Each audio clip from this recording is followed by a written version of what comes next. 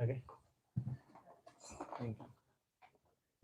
Jai Radha Madhav Kunj Bihari Gopi Jan Vallabh Girivardhari Jai Radha Madhav Kunj Bihari Gopi Jan Vallabh Girivardhari Jai Radha Madhav Kunj Bihari Gopi Jan Vallabh Girivardhari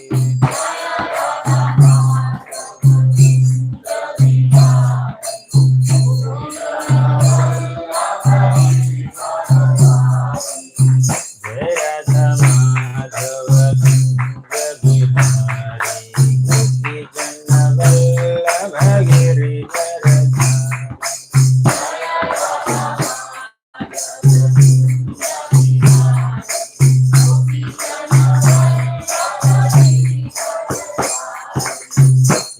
यशोदनंदन Vraj जनरंजना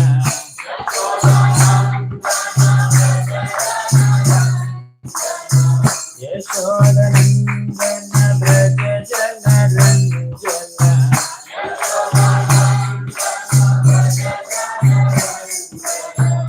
यशोदनंदन Vraj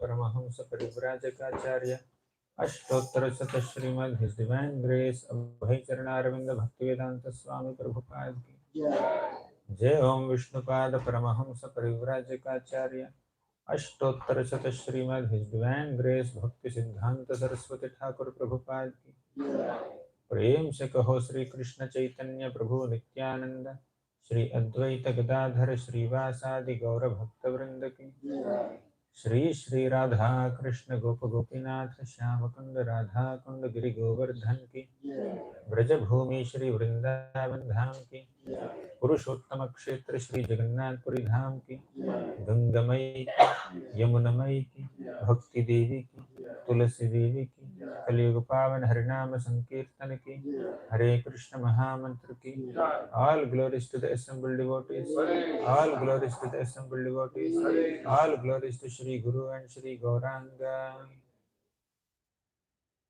Om Namo Bhagavate Vasudevaya. Om Namo Bhagavate Vasudevaya. Om Namo Bhagavate Vasudevaya.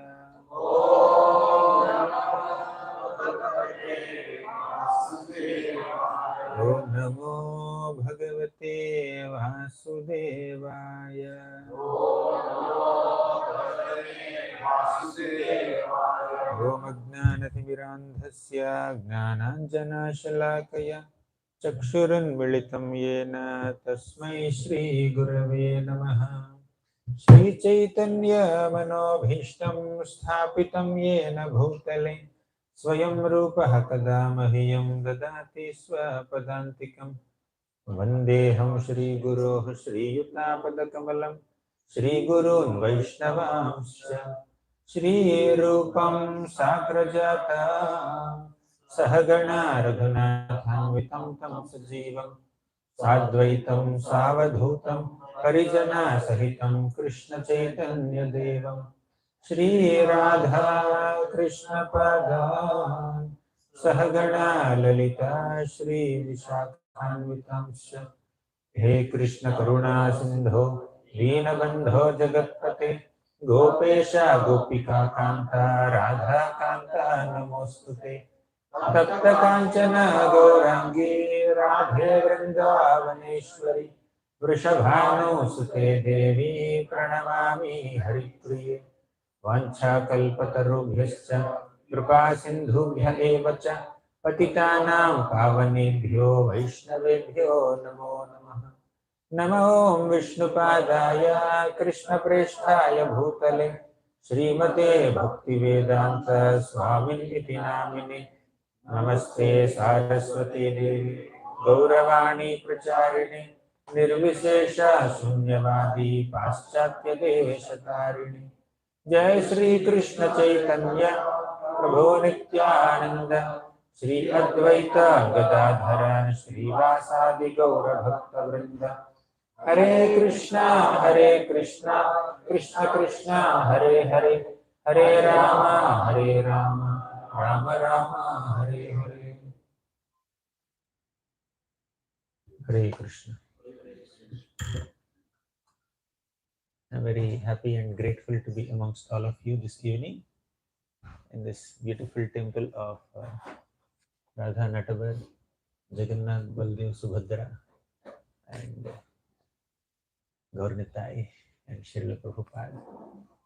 It's our great fortune that we have access to the mercy of Srila Prabhupada, because of which we are able to chant the holy names of Krishna today, because of which we are able to read, hear, and discuss Srimad Bhagavatam today, and worshipping Radha, Natavar, and all the other divine forms of the Lord. I was asked by the devotees to speak on Govardhan Leela today. So, one of the enchanting pastimes of the Supreme Lord Krishna in Vrindavan Dham is this Govardhan Leela. The speciality of Govardhan Leela is that devotees of all rasas are present in this Leela. So Krishna does some pastimes with his Vatsalya devotees in his childhood. When he's little grown up, he plays with his friends, Gopa friends. He does his Saksha pastimes. When he's little more grown up, he does various other pastimes with the gopis of Vrindavan, the Madhurya pastimes.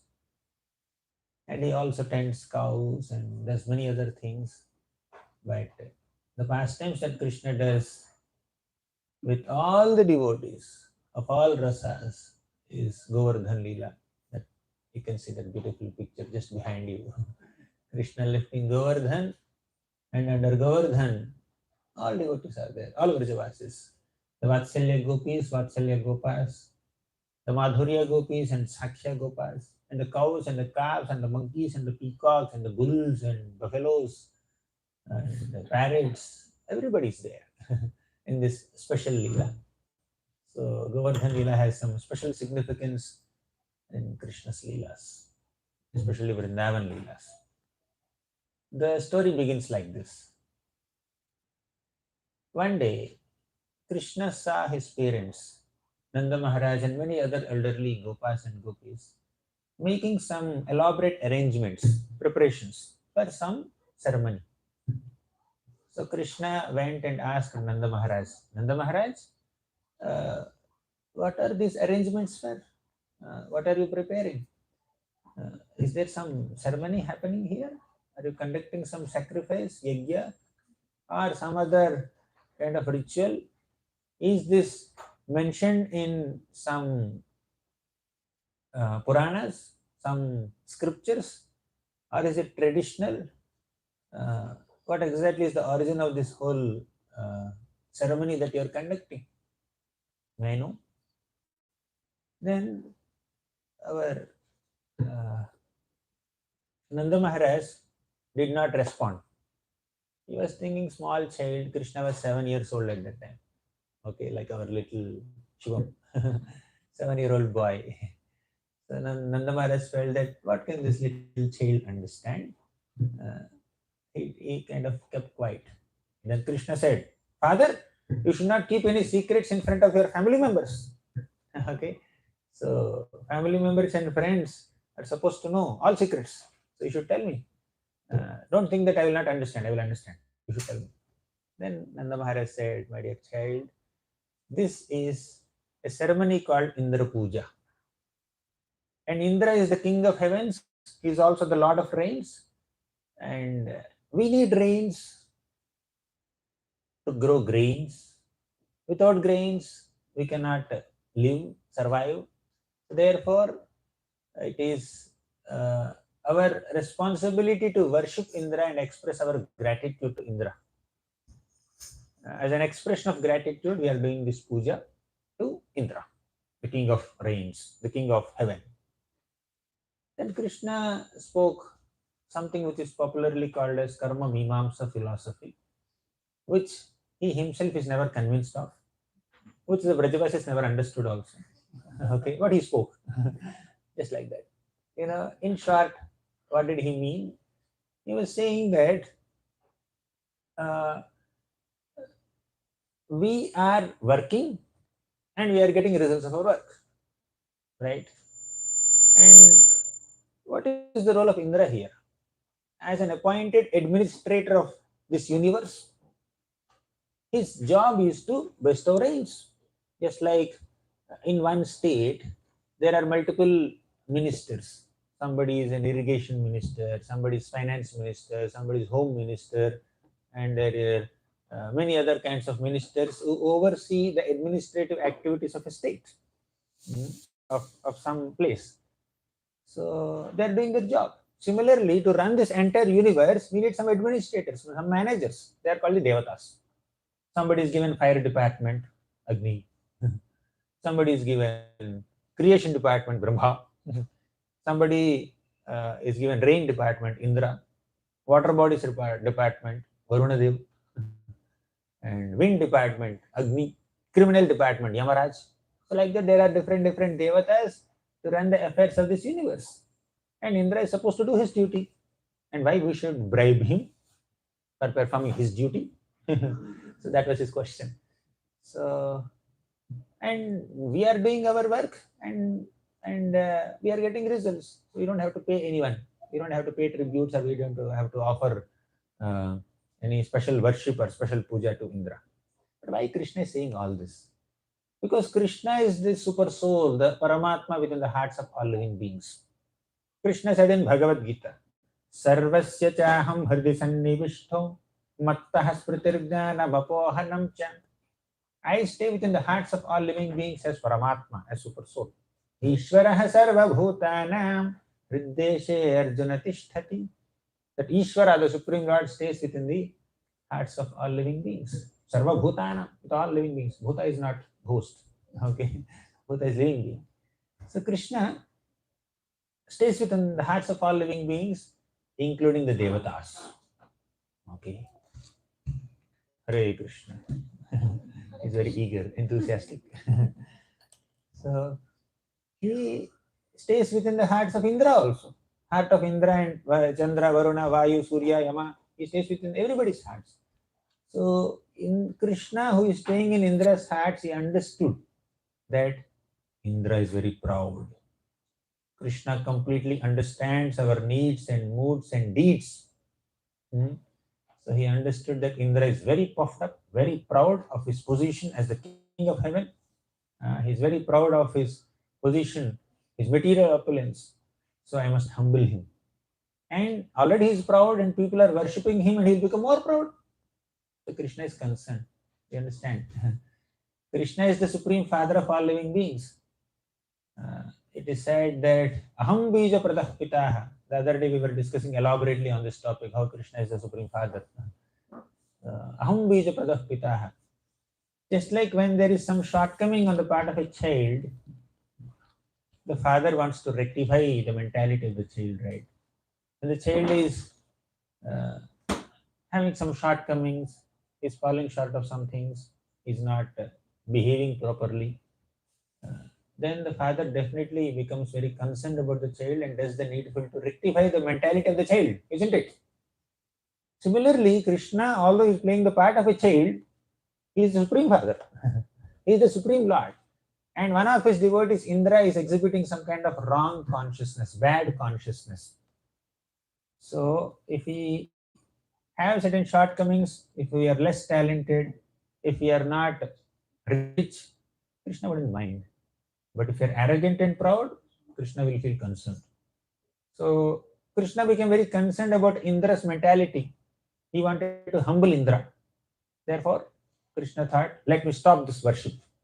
Let me stop Indra Puja. Then Indra will become humble. Okay. So sometimes we may have to be humiliated to become humble. If we are not voluntarily and naturally humble, Krishna will humble us. Krishna will humiliate us and induce some humility in us. Okay. So Krishna wanted to stop Indra Puja. And Krishna spoke some philosophy, Karma Mimamsa philosophy, which Vrajavasis never understood, but they were listening. And Krishna said, we don't have to worship Indra. Instead, let us worship Govardhan. My dear father, we are not city dwellers. We are not town dwellers. We are not even villagers. We are mountain wanderers. We are forest dwellers. We are Vanavasis. We are Vrajavasis. We are living in this place of Vrindavan. So our main connection or relationship is with the forest of Vrindavan, with this hill of Govardhan, with the cows, with the Brahmanas. They are guiding us always. Cows are nourishing us with milk. So better we worship them. Let's worship Govardhan hill. Let's worship the cows. Let's worship the Brahmanas. So this is better than worshipping Indra. Indra is not visible. You have been worshipping him. Did he ever give you darshan? No. Then better. Govardhan is giving darshan every day. Indra is, cows are giving darshan every day. Brahmanas are here. You are able to see them. So let us worship Govardhan mountain instead of Indra. And what is the speciality of Govardhan? There are so many devotees of Krishna. Why Krishna has to give so much of prominence only to Govardhan here? Srimati Radharani herself glorified Govardhan mountain in this way, in this beautiful song called Venu Gita. She said, Hantaya Madrirabala Haridasa Varyo Yadrama Krishna Charanas Parasha Prabodaha Manam Tanoti Sahago Gadayostayoryat Pani Yasuya Vasakandara Kandamulai Hantaya Madri Rabala Haridasa Varyo. She said that, my dear friends, she was speaking to her friends, the Gopi friends. This mountain is Haridasa Varya, best of all servants of Lord Hari. You know what is Hari? What is the meaning of Hari? Hari means one who steals. What does Krishna steal? Definitely Krishna steals butter. Krishna also steals the hearts of all the gopis and all the devotees. And Krishna also steals our miseries, our problems. If you surrender to Krishna, Krishna says, Mamekam Sharanam Aham Tvam Sarva Papebhyo Mokshayishyami Mashuchaha. I will deliver you, I will suffer you, I will protect you, I will save you. Right? So Krishna is called Hari because he protects all of us. So Haridasa Varya. Krishna is Hari and devotee is called Haridasa, servant of Hari. And our Govardhan mountain is called Haridasa Varya, best of all servants of Lord Hari. There are three servants. There are three devotees who are described as Haridasas in Srimad Bhagavatam. One Haridasa is Yudhishthira Maharaj. Yeah, Parikshit is definitely Haridasa, no doubt. There are so many, all of us are Haridasas only. But Bhagavatam addresses three devotees as Haridasa in the shlokas. One is Yudhishthira Maharaj. He rendered service to Lord Hari, Lord Krishna, in three rasas, in Vatsalya rasa, in Sakhya rasa, and also in Dasya rasa. Definitely he's a servant of the Lord in Dasya rasa. He also has Sakhya rasa because he's a cousin. He has some friendly relationship with Krishna. And he also has Vatsalya rasa because he happens to be elder cousin of Krishna. Okay, just like elder cousin or elder brother has some affection for the younger one, so Yudhishthira also has some affection for Krishna in Vatsalya. So in this way, in three rasas, Yudhishthira Maharaj served, therefore he is Haridasa. Able to follow? And second Haridasa, can anyone guess the name? Uddhav is the second Haridasa. Uddhava is an intimate friend of Krishna, also a cousin of Krishna in Dwaraka and Mathura cities. And one day, Krishna called Uddhava in Mathura and said, I'm missing my Vrindavan Vasis, my friends in Vrindavan so much. Can you please go and give my message to them? So sometimes Krishna engages Uddhava in running a confidential communication between himself and the Vrajavasis also. He is so intimate to Krishna. He is another Haridasa. His position as Haridasa is higher than even Yudhishthira Maharaj. And Govardhan is the supreme Haridasa. Radharani is saying, Hantaya Madrirabala Haridasa Varyo. Haridasa Varyo, best of all servants of Lord Hari. Because Hare Krishna. Because this servant of Lord Hari renders service to not only Hari, but all the devotees of Hari. Haridasa Varya. How? The sloka further explains. Yad Rama Krishna Charanas Parasha Pramodaha. By the touch of the lotus feet of Rama, Balarama and Krishna, Govardhan becomes ecstatic. Charana Pramodaha. Pramoda means extremely happy, blissful. Then, Manam Tanoti Sahago Gadayostayoryat. Govardhan also gives so much of respect to Krishna, Balaram and all the Gopas and the cows also. And renders so many services. How? Paniya Suyavasa Kandara Kandamulaihi. Paniya, by giving water and waterfalls, kunds and lakes and fruit juices to all the Gopas and entire Vrindavan community. Paniya. Suyavasa means Govardhan also provides nice grasses for the cows to eat. Kandara, there are beautiful caves in Govardhan that gives some warmth to Krishna and the Gopas when it is very cold outside. And these caves also give an AC effect to Krishna and the Gopas when it is very hot outside. Right? Kandara. Kandamulaihi means there are some nice fruits and roots and herbs in Govardhan area. So they are very nicely relished by all the Vrajavasis. In this way, Govardhan is rendering so many services to Krishna and Balaram and Yashoda Mata and Nanda Maharaj and all the Gopas and the Gopas and the cows and the calves and the peacocks and Vrindavan. Therefore, let us all worship Govardhan, Krishna said. Then Nanda Maharaj said, Krishna, we understand that you want us to worship Govardhan. We'll do it on some other date. Now, let us worship Indra. Okay, let's worship Indra today, and tomorrow or some other day, we'll worship Govardhan. Then Krishna said, I am not asking you to add one more festival in the annual calendar. Okay, I am asking you to substitute Indra Puja with Govardhan Puja. With whatever paraphernalia you have arranged for Indra Puja, use the same paraphernalia to worship Govardhan also. You don't have to worship him. Worship Indra now. Cancel it. Okay, I'm proposing a substitute, not an addition. Then Nanda Maharaj and all the Vrajavasis thought and said, okay, we'll do it. Whatever Krishna wants, they will do. That is their style. Whatever Krishna wants, they will do. Whether it appears logical or illogical, appealing or not so appealing, beneficial or even harmful, all the Vrajavasis are committed to render service to Krishna, do whatever Krishna wants. So Krishna wanted Govardhan Puja, let's do Govardhan Puja. Then Krishna gave them directions. Let us do Govardhan Puja. You should make mountains of rice, kunds of dal, lakes of dal, and many other savories and salty items and sweet items and milk products and barfi, sandesh, rasgulla, rasmalai, gulab jamun, whatever. You can add menu.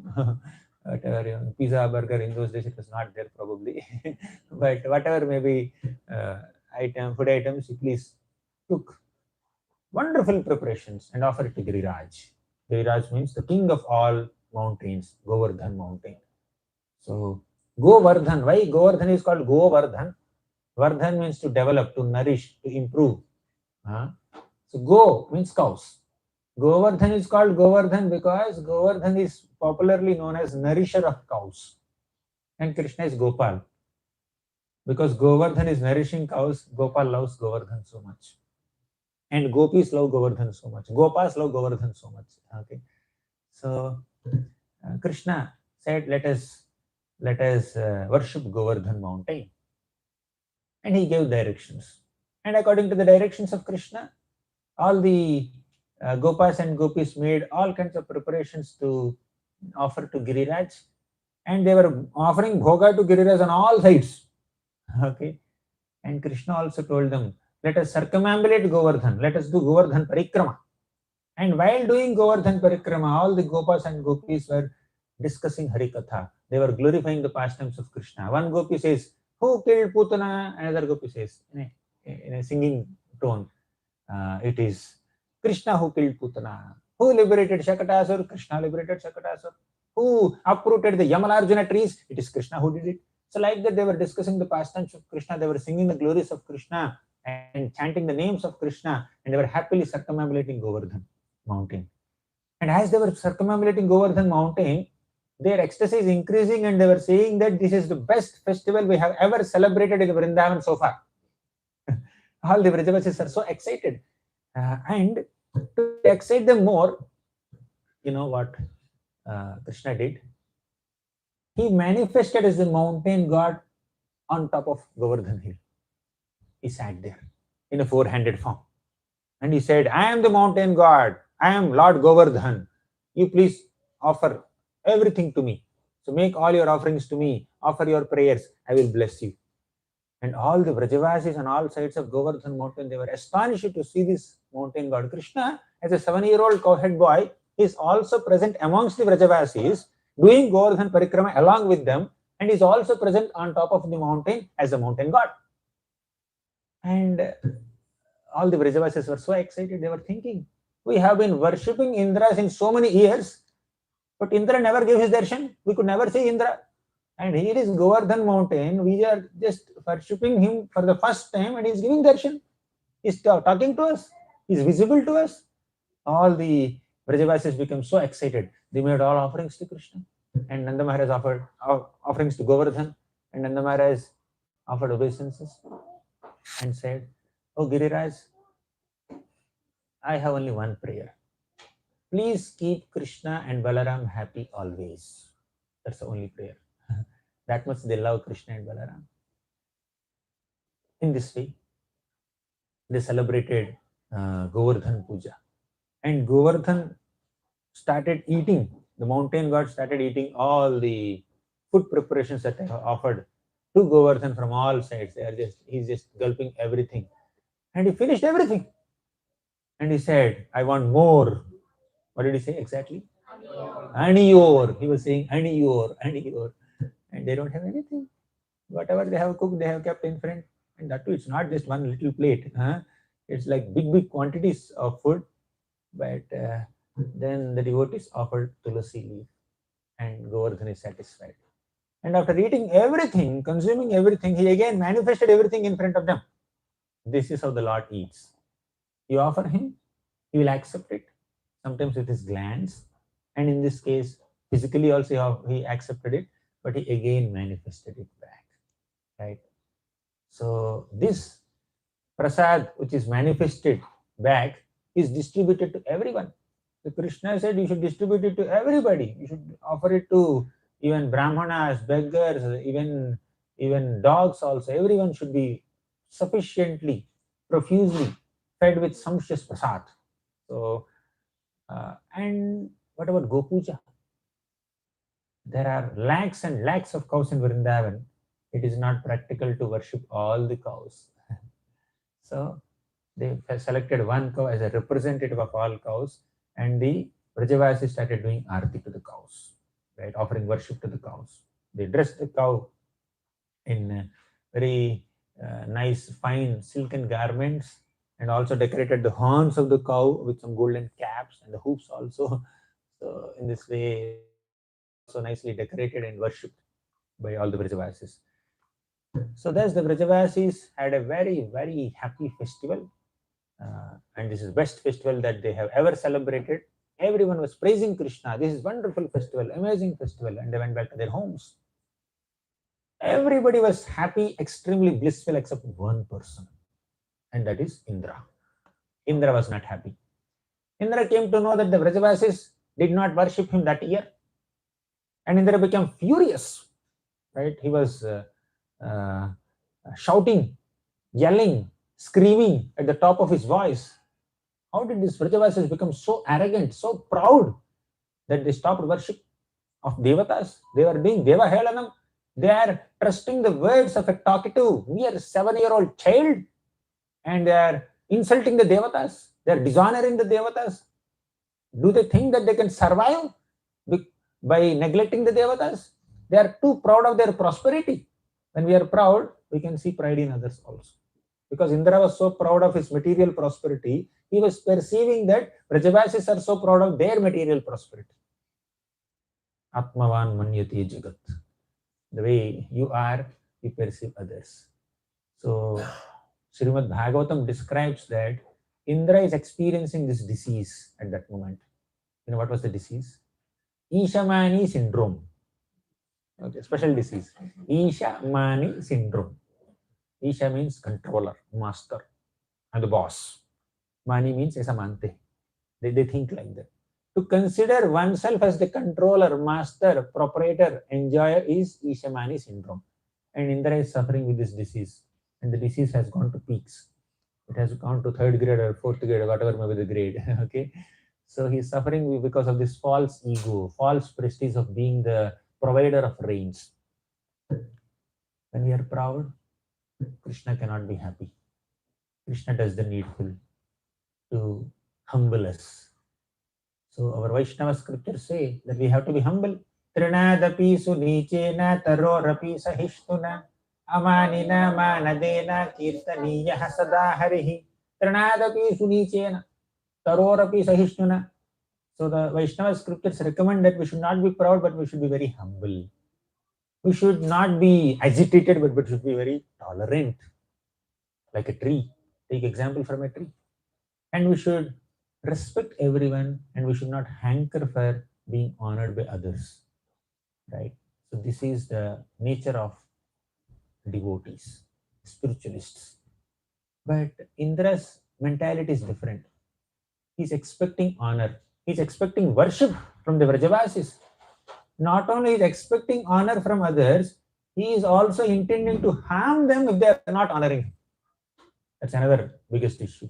You know, Daksha in the 4th canto of Srimad Bhagavatam, this Daksha entered the assembly in which there are so many devatas and big universal celebrities were there, sages were there. So he went and offered obeisances to Brahma. And next to Brahma was Shiva. And when Daksha entered, all these members of this assembly stood up to respect Daksha, to receive Daksha, to welcome him. But Brahma did not get up because he is a senior person, he is a father. So Daksha went and offered obeisances to Brahma. But sitting next to Brahma was Shiva. He was not getting up to receive Daksha. Why? He was meditating inside. So Daksha noticed Shiva and said, this monkey-eyed rascal has accepted my daughter. He said, my fawn-eyed daughter as his wife, means he is supposed to be my son-in-law and he is subordinate to me. He accepted me as superior. He is supposed to respect me, but he is not respecting me. And he spoke such poisonous words against Lord Shiva. Let me not repeat all that. Okay. So he was criticizing Lord Shiva and even Shiva. May the Shiva not have any share in the sacrificial oblations in any sacrifices. So when the for honor sits in our head or in our heart, when we become extremely egoistic, we don't even realize what we are speaking.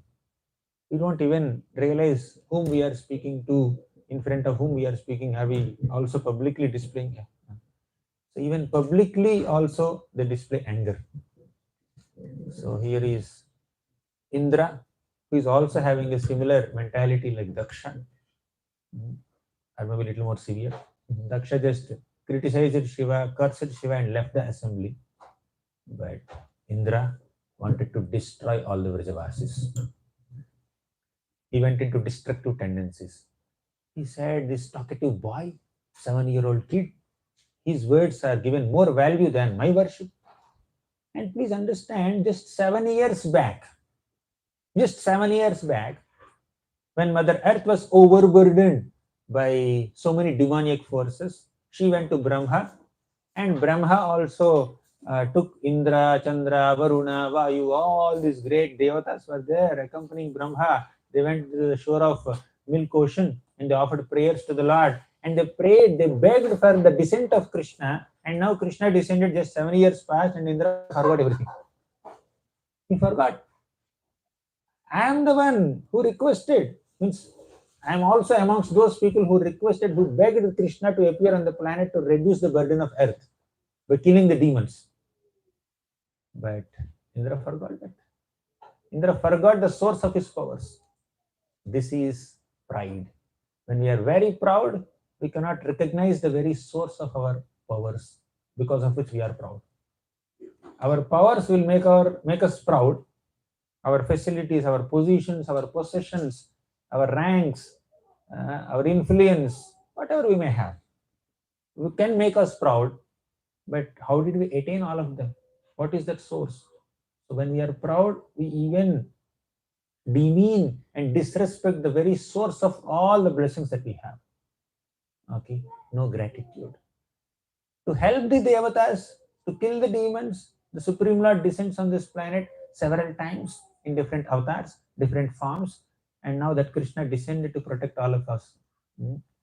So, but Indra failed to recognize the supremacy of Krishna, superiority of Krishna over himself, and he became so puffed up, so proud, and he was chastising Krishna, and he was thinking, let me teach a lesson. Devatas are known for offering prayers to the Lord. Yam Brahma Varunindra Rudra Varutaha Stunvanti Divyaistavaihi Vedaihi Sangapadakramopanisadaihi Gayanti Yam Samagaha Dhyanavasthita Tadgatena Manasa Pashyanti Yam Yogino Yasyantam na Vidursura Suraganaha Devaya Tasmai Namaha. Brahma, Varuna, Indra, Maruts, Chandra, Vayu, Surya, Agni, Yama, Soma, everybody will offer prayers to Krishna. Stunvanti divyaihi stavaihi. In transcendental poetry, they praise the Lord. And here is Indra, he is chastising the Lord. He is scolding the object of all prayers, object of worship. The person who is supposed to be worshipped and prayed to and praised in choicest words is being chastised very poisonously by Indra. This is false ego. This is pride. So Indra was very egoistic at this moment. And out of his anger, you know what he did? When your desires are not fulfilled, you become angry. Krishna says this in Bhagavad Gita. He said that dhyayato vishayan pumsam sangasteshopajayate sangat sanjayate kamaha kamat krodho bhijayate kamat krodho bhijayate. When your kama, when your desire is not fulfilled, krodha will get anger. His desire to be honored, to be worshipped by Vrajavasis was not fulfilled, therefore he became angry. Indra became so angry. And in anger, one forgets everything. He angrily called, my dear clouds, please come here. Which clouds? He called the Samvartaka clouds. Samvartaka clouds are very fierce clouds that are known to destroy everything in the universe. They are appointed to destroy all the planets in the universe at the time of universal devastation, pralaya. Okay. So, when we are angry, we don't understand. The object of my anger is very small. How can I show such great anger on this person? Okay. To destroy a small village or little forest called Vrindavan, he is employing Samvartaka clouds that has the power to destroy all the planets. Okay. And why was he angry with them? Just because they didn't worship. So that is ego. He called the Samartaka clouds. And Samartaka clouds are of multiple colors. Some were in black color, some were gray, some were green, some were blue, some were red, some were pink. All kinds of colors of clouds came there. Then Krishna called, Maruts, come here. All the wind gods came. Because clouds must be accompanied by winds so that we get rain. Right? So wind and clouds come together to shower rain. And he called powerful, fierce winds also to appear there. So winds came, clouds came. All of them came and started showering so much of. And Indra said, I will also accompany you on my Airavat with my thunderbolt weapon. So you please go to Vrindavan and destroy entire land of Vrindavan. Destroy all the Vrajavasis. I don't want to see any Gopas or Gopis alive. Cows, calves. They're so proud of their material prosperity because they're a very prosperous cowhead community. They're becoming so puffed up and they're insulting the Devatas. So go and teach them a lesson. Now I will prove who I am. If someone dishonors me, it's not dishonor. If someone doesn't worship me, then I will show who I am. He wanted to show his prowess. Villain. Here, devotee is acting like a villain. Devotee is acting like a demon here. There are so many demons who attacked Vrindavan. Putana, Shakatasur, Bakasur, Aghasur, Vatsasur, Vyomasur, Keshi, Arishtasur, so many such demons attacked Vrindavan. Most of them are attacking Krishna. Most of them are targeting Krishna. But here is Indra.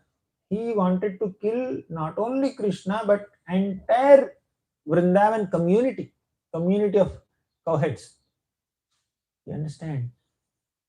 The problem doesn't come from outside. It comes from inside. When an insider, when a devotee practitioner is in poor consciousness, is not in proper consciousness, such a person can create more havoc in a spiritual community than an outsider person who is attacking. Right? Indra created more havoc in Vrindavan more than any other demon has created. A devotee in poor consciousness, not pure, poor consciousness, can create more problem to a community than an outsider. What is that poor consciousness? Pride.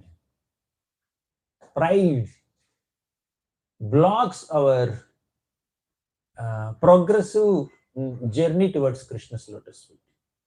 So pride creates a great obstacle. Envy is another obstacle. Pride and envy are two great obstacles on our path back to the lotus feet of Krishna.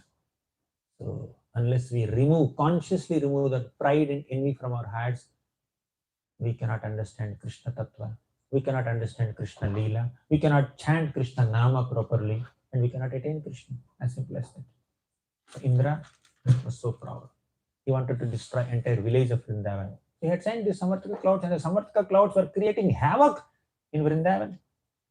Now you see, Samartaka clouds, whoever is in charge of the clouds, they are okay.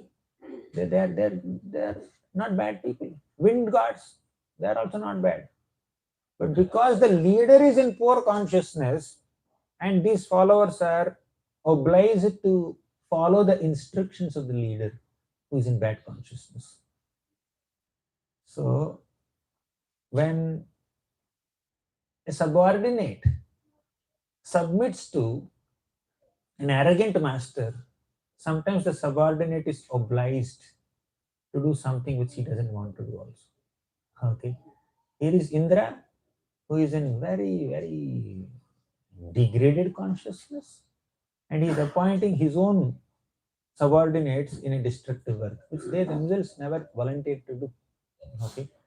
So a master's responsibility is to maintain pure consciousness and guide his subordinates also to purify their consciousness. If the master himself is in bad consciousness, where is the possibility that he guides his subordinates? That's another fallacy of bad leaders. So Indra is leading all his soldiers, the soldiers of the wind gods and these clouds on a great project of destroying entire Vrindavan. So they went. To cut the long story short, they created a devastating rainfall in Vrindavan, and all the Vrajavasis were getting tormented. The Vrajavasis saw that there is this unseasonal rain, super heavy rain. They understood. Indra became very upset. Because we stopped Indra Puja, Indra became very upset with us, and now he is creating this unseasonal rain to destroy all of us. So that is their understanding. And this rain that is created by Indra started flooding all the lands around.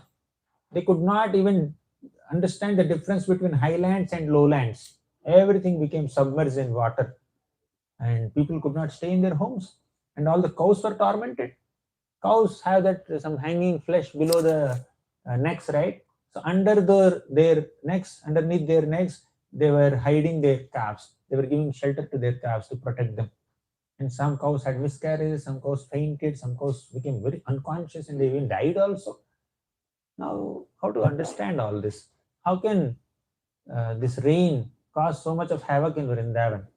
The answer is that, actually speaking, Indra cannot cause any harm to Vrajavasis. But Vrajavasis are experiencing so much of difficulty. They were being tormented so much because of this rain, just so that the next episode of Govardhan Leela, Krishna's lifting Govardhan, and the sweetness of that Leela can be relished more. Okay, it's the arrangement of Leela Shakti. Technically speaking, Vrajavasis cannot face any difficulties. Say, now you have eaten some sweets. You have eaten gulab jamuns. You have eaten some rasagullas, and some sandesh, some barfi, and also some kheer. After eating 5-6 sweets, I'll give you one more sweet of sompapdi. Will you be able to relish it? You can't, right? Already I have eaten 5 sweets. But when you have eaten some mirchi, and it is causing tears in your eyes, and tears are watering in your nose, and you are feeling so hard, then somebody gives you one more sweet. Take this gulab jamun. Then you can relish it better, right? Similarly, when there is some distress, you can relish happiness more. So when Vrajavasis experience so much of pain because of Indra's rain, then they can relish the sweetness of Krishna Swami's Giridhari, Govardhana Giridhari. Just to enhance the sweetness of Krishna's lifting Govardhan, that Leela, that form. So there is some kind of arrangement of pain by Leela Shakti. The pain is being experienced by Vrajavasis now. Anyways, Vrajavasis, all of them, whenever they are in difficulty, they would come to Krishna for shelter.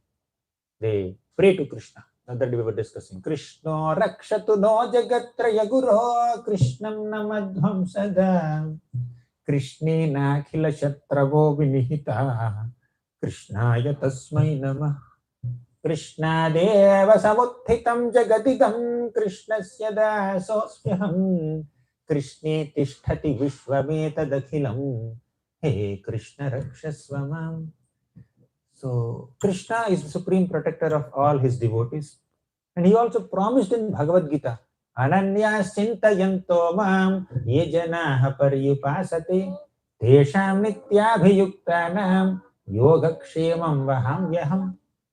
So Krishna is known to protect his devotees. Whoever is completely surrendered into Krishna, whoever has taken exclusive shelter of Krishna, whoever is always thinking of Krishna and serving him in various ways, Krishna takes the responsibility of the maintenance of such devotees. Who else can be a more surrendered set of devotees than the Vrajavasis?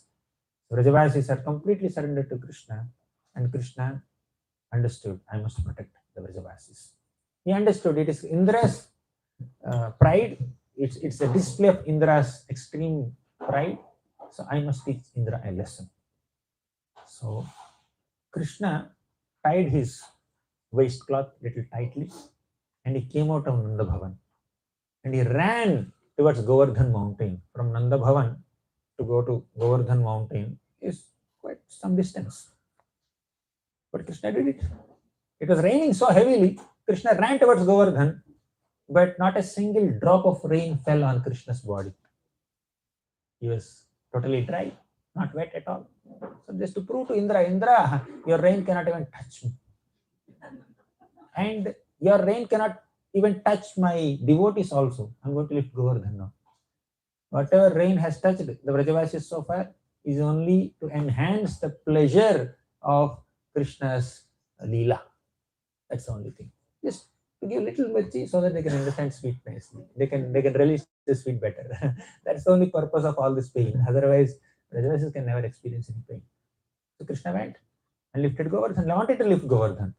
But now the question is, Krishna could have expanded his Nanda Bhavan, his own home. He could have expanded it so big so that the Vrajavasis can come under the home and they could be protected. But Krishna did not choose to do anything else other than lifting Govardhan to protect Vrajavasis. Why? Krishna wants to reciprocate with Govardhan's devotional service. Govardhan is a dedicated servant to me and to the entire Vrajavasi community. So I must glorify Govardhan. I must give the credit of protecting all the Vrajavasis to this Govardhan mountain. Let me give this credit to Govardhan mountain only. So this is the nature of Krishna. He wants to see his devotees glorified so much. He is called Bhaktana Manavardhanam. He enjoys, he relishes, he becomes very happy when his devotees become more glorious than his own self. Govardhan has protected all the Vrajavasis. So Krishna wanted to give that credit to Govardhan. So Krishna went and lifted Govardhan effortlessly. 7-year-old boy, he lifted a big mountain effortlessly, as if a small child lifts a ball. This is described in Caitanya Charitamrita by one parrot called Suka. He says, Saundaryam lalanali dhairya dalanam leela ramastambhini Viryam kandukitadri varya mavalat pare parardham gunah Sheelam sarvajananurajanamaho yasyayamasmat prabhavar Vishwam vishwajanina kirti ravatat Krishno jaganmohana Saundaryam lalanali dhairya dalanam. Krishna with his beauty can completely make all the gopis restless. The gopis just drink Krishna's beauty like chataka birds. Right? So, Gopinam nayanotpalarchitatanum gopasanghamritam Govindam kalavenu vadanaparam divyanga bhusham bhaje. The gopis constantly worship Krishna's beautiful form with the flowers of their glances. The glances of gopis are like flower showers on Krishna. So Krishna is being showered with flowers, bathed with flowers of gopis' glances. So Saundaryam lalanali dhairya dalanam. Krishna can subdue the patience of all the gopis by his beauty. Saundaryam lalanali dhairya dalanam. Leela ramastambhini. With his enchanting leelas, he would astonish even Rama, Lakshmi Devi also, goddess of fortune also. Viryam kandukitadri varya bavalat pare parardham gunah. I quoted this sloka for this line. Viryam kandukitadri varya bavalat. With his virya, with his strength, Krishna can make even such a great mountain, Adri Varya, also as a kandukita, as a small ball. Just like a small child effortlessly lifts a ball to play, Krishna also effortlessly lifted Govardhan mountain at the age of 7.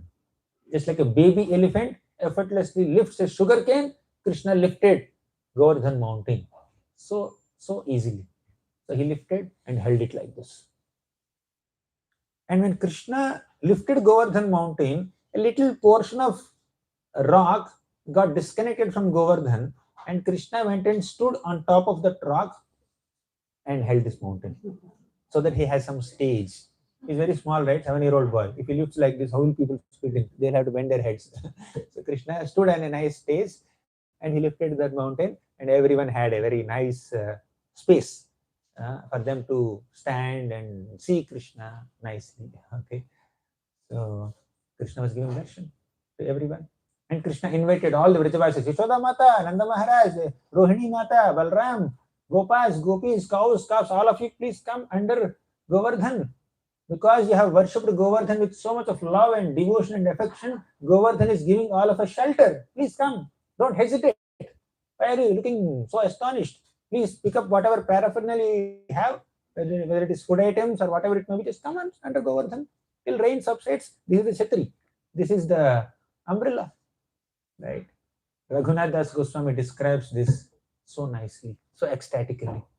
He says, Nijapati bhuja danda chhatra bhavam prapadya pratihatam adadhrishto danda devendra garva atula pruthula shaila shreni bhupa priyam nijanikata nivasam dehi govardhanatvam nijapati bhujadanda.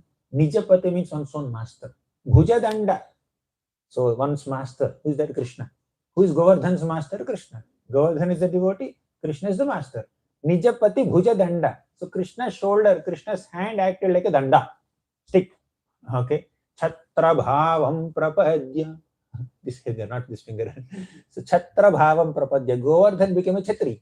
Govardhan became a nice umbrella, and Krishna's hand became a rod to hold that umbrella. Chhatra bhavam prapadya. Right? Pratihatam adadhrishto danda devendra garva.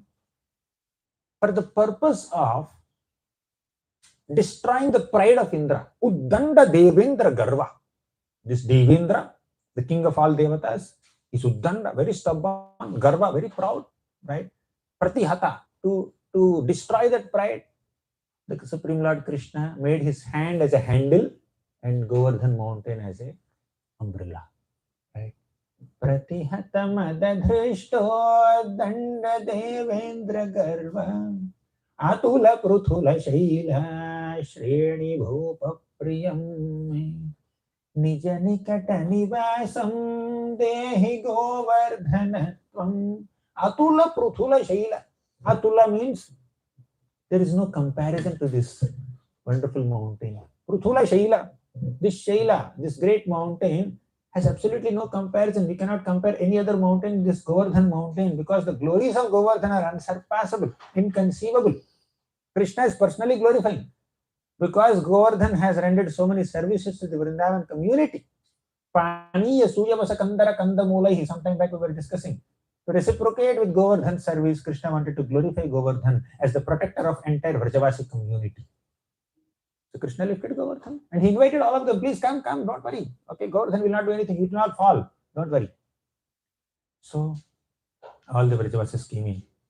And Krishna, with his yellow dhoti, with his reddish waistcloth, with his beautiful, smiling, enchanting face, with a rainbow like peacock feather on his head, he is giving his darshan. All the Vrajavasis, they had the experience of being with Krishna at different parts of the day. But the Gopas are there with Krishna throughout the day, and Krishna sleeps in the night. Like that, different devotees are getting Krishna's time at different parts of the day. But Krishna thought, 7/24, 1 full week at least, I should give my darshan and association to every single Vrajavasi in this entire Vrindavan community. I will simultaneously reciprocate with all the Vrajavasis at the same time.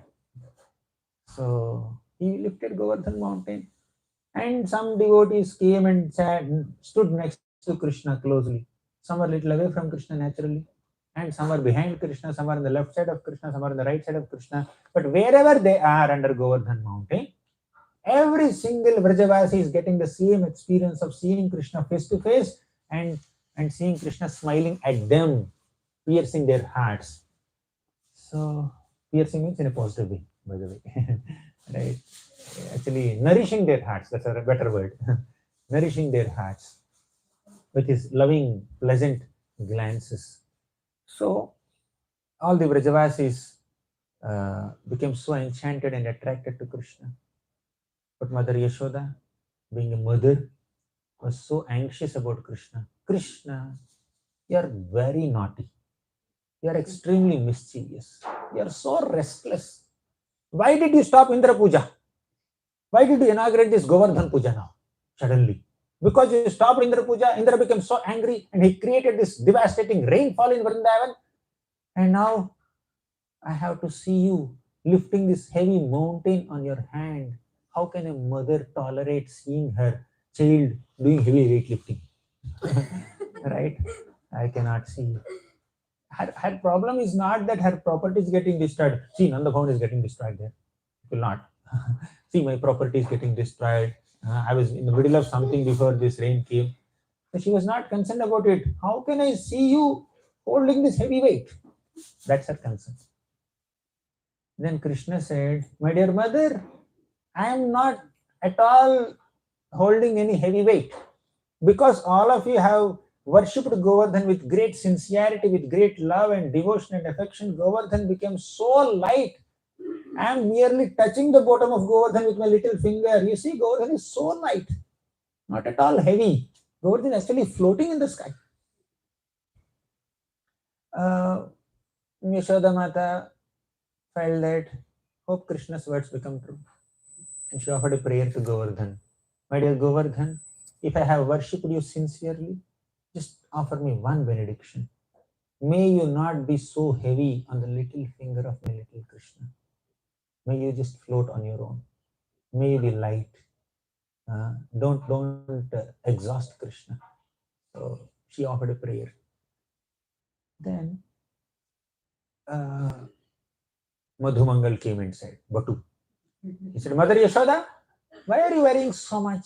Do you think that Krishna is holding this Govardhan mountain? No. I am a Brahmana. By the power of my mantra chanting, Govardhan is floating on its own. My mantras are actually holding Govardhan in the air. He is not holding. And Yashoda became a little irritated. Hey, you are little boy, why are you unnecessarily cracking jokes here? They understand how powerful a Brahmana he is. He is powerful only in eating laddus. So she said that, hey, I'm worrying so much about Krishna and you are cracking jokes. You are not taking it seriously. Then our Nanda Maharaj intervened and said, Yashoda, why are you chastising this little child? Batu, Madhumangal. Actually, he wants to encourage all of us. He's concerned that you are very anxious and he's just making your mood light by saying something. You should encourage him. You should not feel bad. Then Mother Yashoda said, Krishna, you have not eaten properly. I did not feed you because this rain came and then you are lifting Govardhan mountain and I'm unable to feed you properly. I have some cakes and some butter and some special items. You please eat them along with your friends. Then Bhattu said, yes, Mother Yashoda, that's a wonderful idea. I have to eat now. That's amazing. So then Mother Yashoda started feeding Krishna and all the other boys also started eating something along with Krishna. And all the other Brajavasis were just seeing this such sweet incident that's happening. So there is a festival which is greater than Govardhan Puja. Just now, sometime back, maybe half an hour back, we were discussing how Govardhan Puja is the most ecstatic festival celebrated by the Vrajavasis. But there is a much more ecstatic festival. That is not Govardhan Puja. That is when Krishna lifted Govardhan mountain. Whatever celebration happened under the mountain is the best festival that they have ever experienced. 1 week festival, not 1 day festival. Govardhan Puja was 1 day only. But Krishna's lifting Govardhan lasted for 1 week and all the Vrajavasis were very happy celebrating this festival. There were smiles, there was singing, there was dancing, there was playing, nice conversations happening. People were just standing at a point and then they were looking at Krishna's beautiful form and they were just relishing Krishna's beauty and narrating, describing Krishna's beauty to other Vrajavasis. Okay, so this is great festival happening. Now you may think Govardhan mountain is a medium-sized hill and Vrajavasis are unlimited. So many hundreds and thousands of Gopas and Gopis were there. You have an umbrella, you can happily, you can comfortably walk, protect yourself from rain under that one umbrella. If another person comes, okay, you can accommodate. If a kid comes, okay, fine, you can accommodate. But how can so many people fit under one umbrella only? Please understand, by the touch of Krishna's little finger, Govardhan mountain was feeling such empowerment and ecstasy that it expanded its size to accommodate all the Vrajavasis under him. That is the speciality of Krishna's touch. We may think we are incapable of rendering some service to Krishna, but please understand, we are always incapable only. Whatever ability we have to render service to Krishna, that is coming from Krishna. Krishna empowers us. We are just instruments in Krishna's plan. So Krishna, if he wants, he can just touch Govardhan with his little finger and empower Govardhan to expand himself to accommodate all the cowhead community. And if Krishna wants, he can empower this dry bamboo wood with the power to mesmerize all the people in the three worlds with his flute song. There is a little flute in Krishna's hand, right? So Krishna felt that Vrajavasis are feeling so anxious that I am lifting Govardhan. Let me encourage them. So Krishna stood in a threefold bending form and he took his flute and started playing his flute. If Krishna is playing flute happily, people will understand that, oh, he is not exerting himself. He is very happy. He is comfortable. Just to give them that reassurance, because they are feeling so anxious, Krishna started playing his flute. Now he is lifting such heavy weight, apparently, but he's not even standing straight. He is in threefold bending form, like this. His leg is bent, his hip is bent, his legs are bent. He's standing on one leg only. One leg is like this. You see that place. And here you see Natavar is just dancing. Right, one leg is completely lifted up. So, and he's lifting Govardhan also, and he's playing flute with his right hand to reassure them. So all the gopis are mesmerized by this flute song. So Krishna's flute song mesmerizes even the masters of musical science, including Shiva, Indra, Brahma, even Vishnu. Everybody gets attracted to Krishna's flute song. And that we will discuss some other time. Venu Gita, the beautiful song sung by Krishna with his flute. So Krishna is playing his flute. Everybody became very mesmerized and happy. But one person became very anxious. Who is that? No, Madhumangal. Madhumangal became very anxious. He said, Krishna, why are you playing your flute now? I know the power of your flute. When you play flute, flowing rivers will get stunned and they stand there still like rocks. And rocks will melt by hearing your flute song. So before Indra's rain inundates us, Govardhan will melt and it will inundate us. So you better stop playing his flute. But another Vrajavasi said, Madhumangal, you are unnecessarily worrying. Don't worry. Govardhan knows when to melt and when not to melt. On ordinary days, out of ecstasy, with the touch of Krishna's divine lotus foot, Govardhan will melt in ecstasy, and the imprints of Krishna's footprints are there on Govardhan sometimes. But sometimes Govardhan doesn't melt. Govardhan understands the occasion. Govardhan is a gentlemanly person. You don't worry. Let Krishna play flute. You just keep quiet and listen to his flute song. So Krishna is playing flute while standing in threefold bending form. You know why Krishna stands in threefold bending form? Anyone knows here? Why can't Krishna stand straight?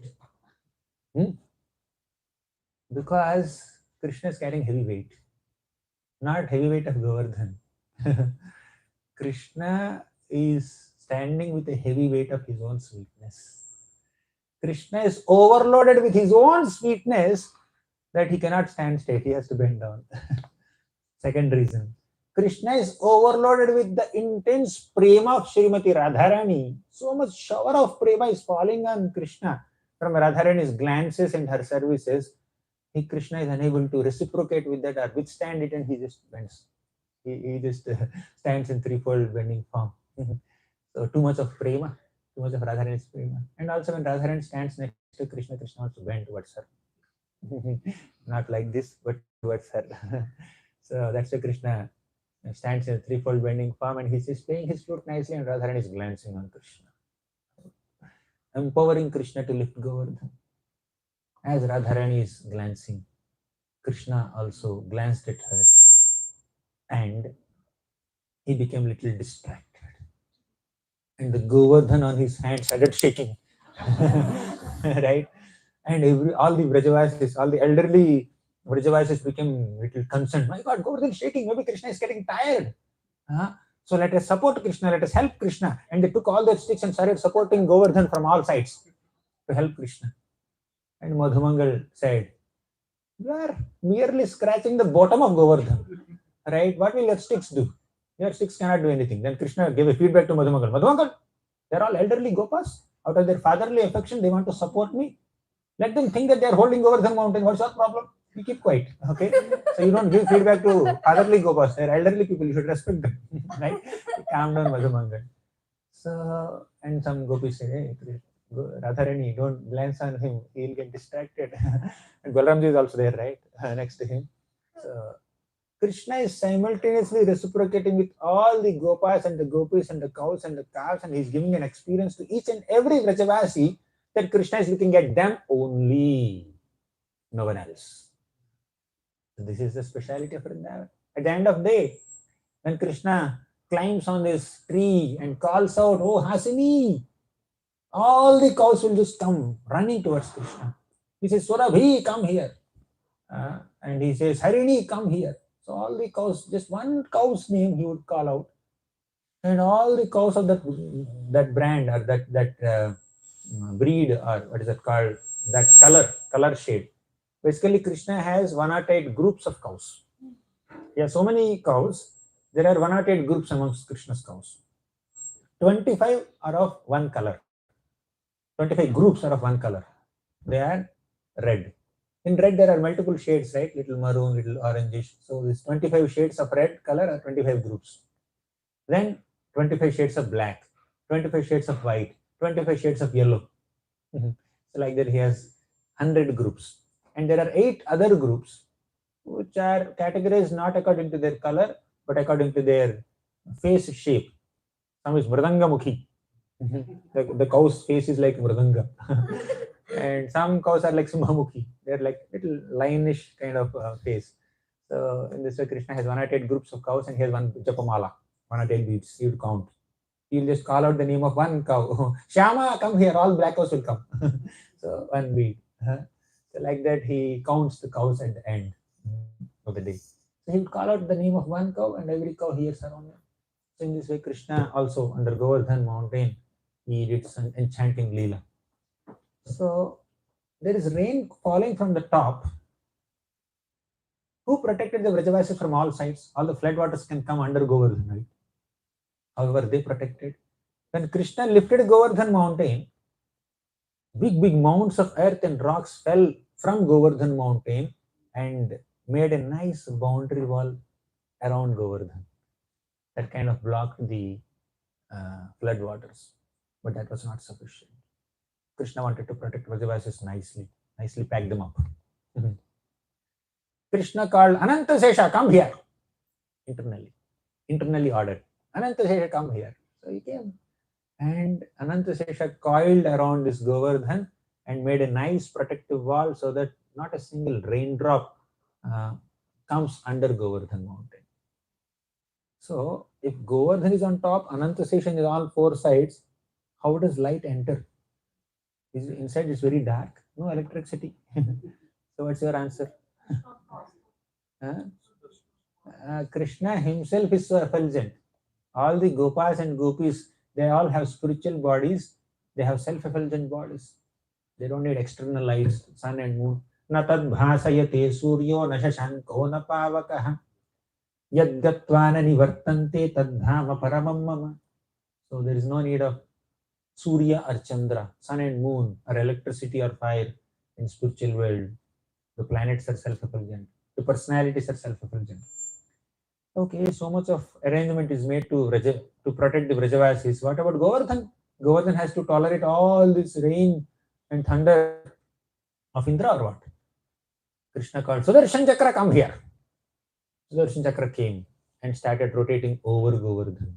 Every single drop of rain that is falling from Indra's clouds, that is being absorbed by Sudarshan Chakra.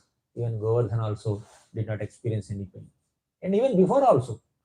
So Govardhan, whatever rain was falling on Govardhan, it's just cleaning Govardhan. Maha cleaning of Govardhan is happening. Right? So nobody would take a scrubber and soap and then wash, right, a mountain. When it rains, it automatically becomes clean. So the rain is not coming like small drops. The rain is coming in pillars, big pillars of water. And each raindrop is like a big elephant. All the clouds in the sky, they were appearing like groups of elephants walking. So this is the scenario there. But Krishna ensured that not even a speck of dust, not even a dry leaf in Vrindavan gets affected by Indra's devastating rainfall. If you take shelter of Krishna, Krishna takes responsibility to protect your devotees, protect his devotees. Therefore, devotees can never encounter any danger. And even if they encounter dangers, Krishna is there to protect them from all dangers. And by the way, a good news or a very important news to you. Krishna may not protect you the way you want him to protect. Krishna's protection may not be palatable sometimes. Krishna's intention is to protect our consciousness. May not be our material prosperity. May not be our talents or skills. Okay. So apparently, Krishna is not kind towards some devotees, but Krishna's kindness comes in multiple ways. Do you think that Krishna is protecting Brajavasis only? No. Krishna is protecting Indra also. Indra is also devotee of Krishna, right? Krishna protected the Brajavasis from Indra's rainfall, and Krishna protected Indra from his own pride. Krishna wants to humiliate Indra, humble Indra. Indra, you are affected by this disease of Ishamani syndrome. I will establish who is the real Isha. Ishvaraha sarva bhutanam. He says, what is the first sloka of Brahma Samhita? Ishvaraha paramaha Krishna. You are not the Isha, I am the Isha, I am Paramesha. I will make you realize that I am the Supreme Personality of Godhead. That's the protection that Krishna offers. So Krishna protected Indra also in this Govardhan Leela from his own pride. Okay. So then many more things happened. It's 8:15 already. So after 1 week, Krishna kept the mountain, Govardhan mountain, back in its place. Indra became humbled. All the Samvartaka clouds went to Indra and said, no more rain. Done. Our tanks are empty. We don't have sufficient water even to shed tears also. Right? Indra, no more water. Water scarcity here. So all water is gone now. You do whatever you want. We are leaving. So clouds went away. And Indra then realized, my God, I played with my own God. I invited him to this world. When he came to this world, I did not acknowledge his supremacy, and I tried to destroy his dearest associates, eternal associates, the Vrajavasis. He became so guilty, he became so ashamed of his act. He was repenting. And meanwhile, because Indra stopped rain, he was completely humbled. Krishna told the Vrajavasis, rain stopped, you can go back homes. Not a single Vrajavasi was in a mood to return back home. They were saying, Indra, why did you stop rain? Please continue for 1 more week. Continue for the rest of eternity. We are very happy looking at Krishna's face now, getting the smiles of Krishna. But the Vrajavasis were asked by Krishna, please move outside. So many Vrajavasis came out of Govardhan, and some elderly Vrajavasis enthusiastically said that Krishna, I think you should go. We'll keep the mountain back and come. Then Krishna slightly released little pressure of Govardhan on their sticks. All the sticks broke and they just ran away, ran outside Govardhan, and Krishna kept the Govardhan back in its place, and he also came. In front of everybody's eyes, Krishna placed Govardhan back in its place, but nobody understood how it happened. Such a huge mountain, a little child, right? He lifted and he kept it back. Well, how exactly he did it, nobody could understand, but he did it.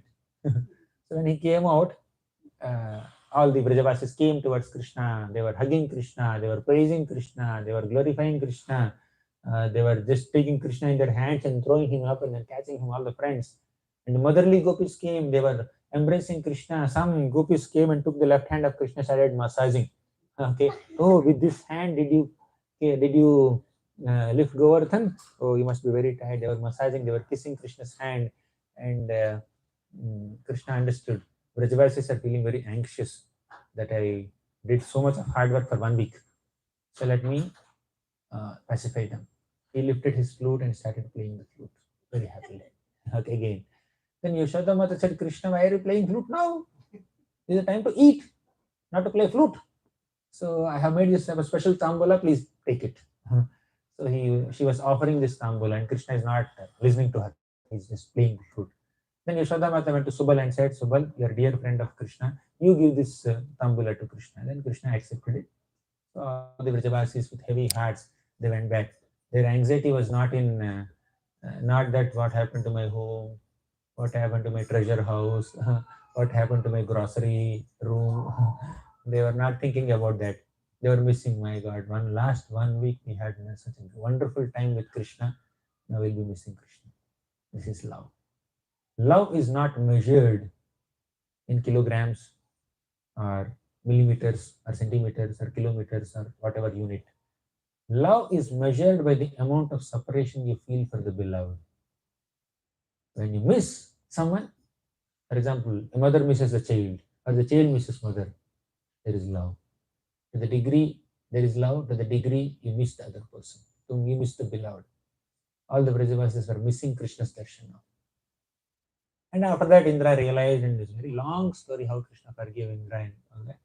But we'll stop here. Shri Govardhan Leela ki jai, Shri Prabhupada ki jai. Hare Krishna. Jai. This one golden Unde, right? Unde accord part in the back. It's blocking all cars. Anybody here on this golden color.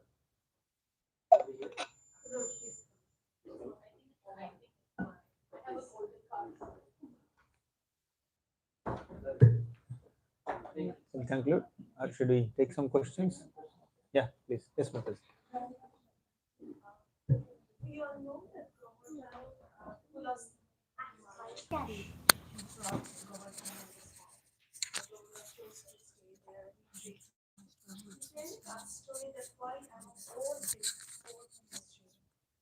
Govardhan mountain manifested from Krishna's heart in the spiritual world to facilitate Krishna's pastimes.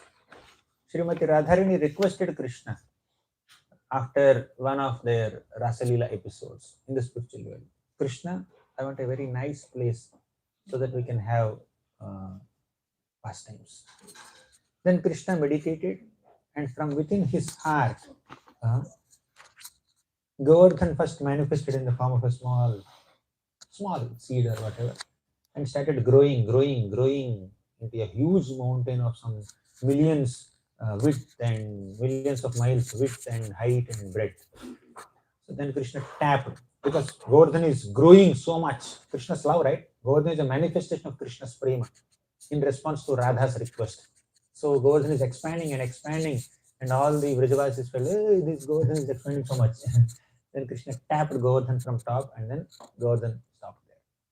Then when Krishna made a decision to descend on this planet and also requested Radharani, you should also come with me, then Radharani said, I will not come without Govardhan. Govardhan also should descend. Of course, Yamuna and other Vrajavasis also will descend. So at the request of Radharani, Govardhan also descended on this planet and facilitated Krishna's pastimes. Thank you. Any other questions? Yes. Hare Krishna Prabhuji. Thank you for the class. Can you provide the reference for the sloka in the Caitanya Charitamrita that you quoted about like how this is in the Madhya Leela. When Lord Chaitanya Mahaprabhu visits Vrindavan, I think it's in 16th or 17th chapter. Okay. So you can see 17th chapter, 210. Saundaryam Lalanali Dhairyadela. There is one more sloka also in that episode. Sarika, the female parrot, female bird, describes Srimati Radharani. So Sukha describes Krishna and Sarika describes Radharani. That's another sweet sloka. Smaller one but sweeter one. Okay. Any other question or comment? Yes, Prabhu. So sometimes we say Krishna uses his devotees as an instrument to teach us some lesson. So in this case, was Indra actually proud, or was he being used as an instrument to teach us He some was lesson? actually proud. He was actually proud. Some pure devotees, when they manifest some kind of frailties, that's by Krishna's will, it's a part of pastime. But Indra is not exactly a pure devotee, he's a little mixed devotee. He's a devotee, definitely. So Indra is anyways having that mentality, and Krishna is teaching us through him. He anyways has that mentality. For example, Bhishma is there. Bhishma was not consciously taking the side of adharma. He is taking side of adharma, taking side of Duryodhana, and fighting against Krishna, against Pandavas, to teach us a lesson. What was the lesson? Simple. However powerful you may be, if you take the side of adharma, if you stand against Krishna and his devotees, you will be defeated. And Bhishma said, okay, my dear Lord, I will play this role if you want me to play. I will be killed. I am ready for it. I will be defamed. I will be misunderstood. I am ready for it. Okay. So Bhishma played a part as an instrument in Krishna's plan, but Indra is proud. Any other question? How about Duryodhana? Duryodhana is inherently demoniac. Okay. Thank you very much. Grantharaj Srimad Bhagavatam ki jai, Srila Prabhupada.